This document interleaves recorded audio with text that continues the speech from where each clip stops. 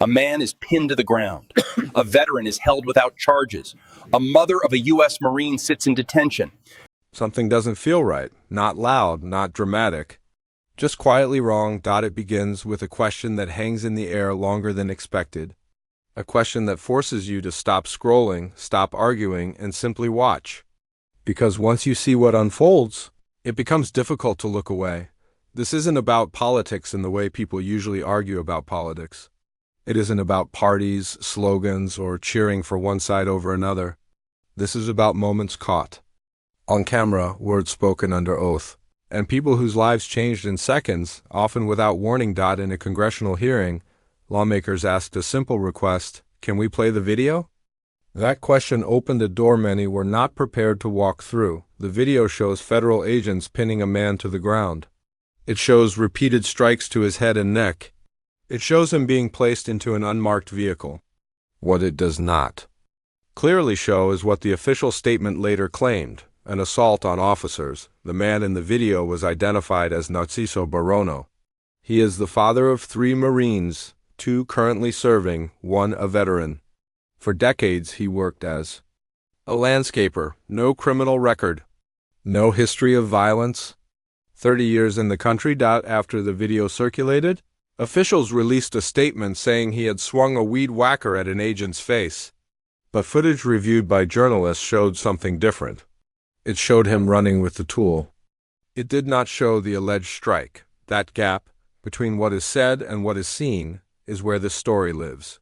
During the hearing, lawmakers didn't shout. They didn't pound the table. Instead, they laid out facts slowly, case by case.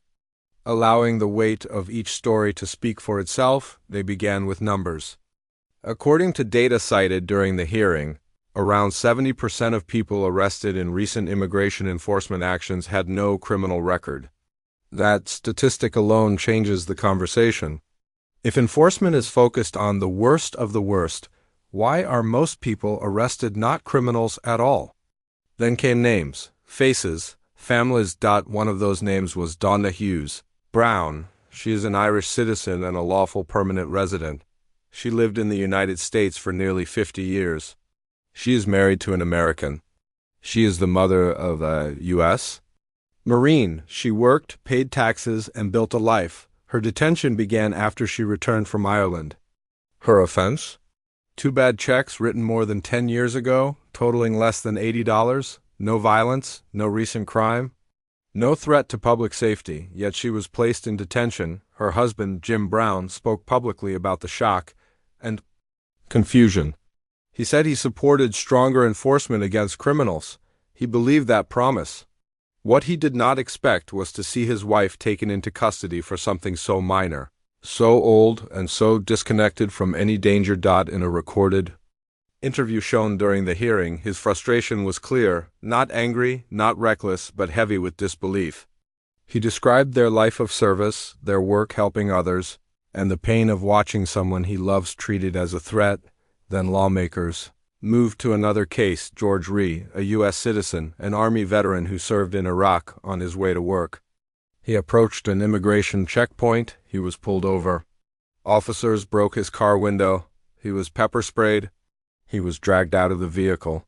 He was held for 72 hours. No charges were filed. According to testimony, he was not given a chance to shower. He was not formally accused of a crime. For 3 days, an American citizen and veteran was detained without explanation. At that point, the room grew quieter. Because when citizens can be detained without charges, the issue moves beyond immigration. It becomes a question of civil liberties, a question of due process, a question that affects everyone, regardless of background or beliefs. What made this hearing so powerful was not just the emotion. It was the pattern. Each case was different people, different circumstances, but the similarities were hard to ignore: nonviolent individuals, long-term residents, military families, citizens, legal residents. Together, they painted a picture that challenged the official narrative. Lawmakers made something clear. This was not an argument against removing dangerous criminals. There was broad agreement on that point. Violent offenders should be dealt with under the law, The issue was who was being targeted and how. Videos showed masked agents with no visible identification. Statements described actions not clearly shown on footage. Detentions stretched for days without charges. Families were left confused and afraid. These were not abstract policy debates. These were real people standing behind lawmakers in the hearing room, veterans, family members, retired service members, watching as their stories were spoken into the record. One retired Marine stood quietly as his father's arrest was discussed. Lawmakers thanked him for his service. The contrast was impossible to miss, a family that gave everything asked of them, now questioning how that service was repaid.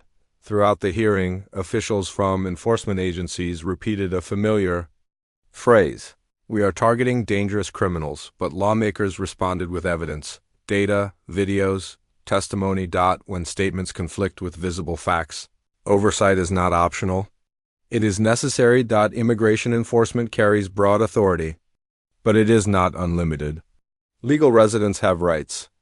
Asylum seekers with pending cases are legally present. U.S. citizens cannot be detained without cause. These are not political opinions.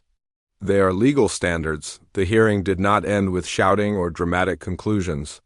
Instead, it ended with something more unsettling: unanswered questions.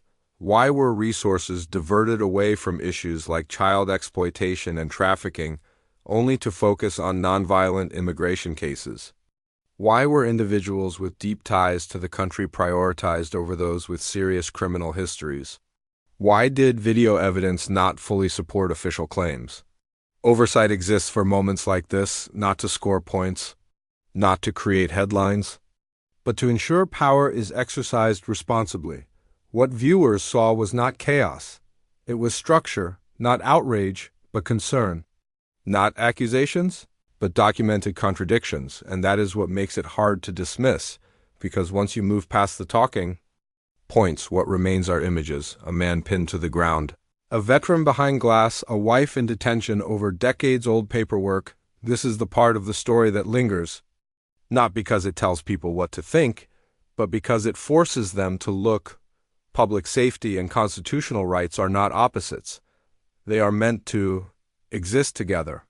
When one is protected at the expense of the other, something breaks. The hearing did not offer final answers, but it did something just as important. It asked the questions out loud. And once those questions are asked, silence is no longer an option. This moment is not about choosing sides. It is about watching closely, reading carefully, demanding clarity, because accountability does not happen automatically. It only works when people pay attention. And now the record is there, on video, in testimony, and in the lives of those affected. What happens next depends on whether anyone is willing to keep watching.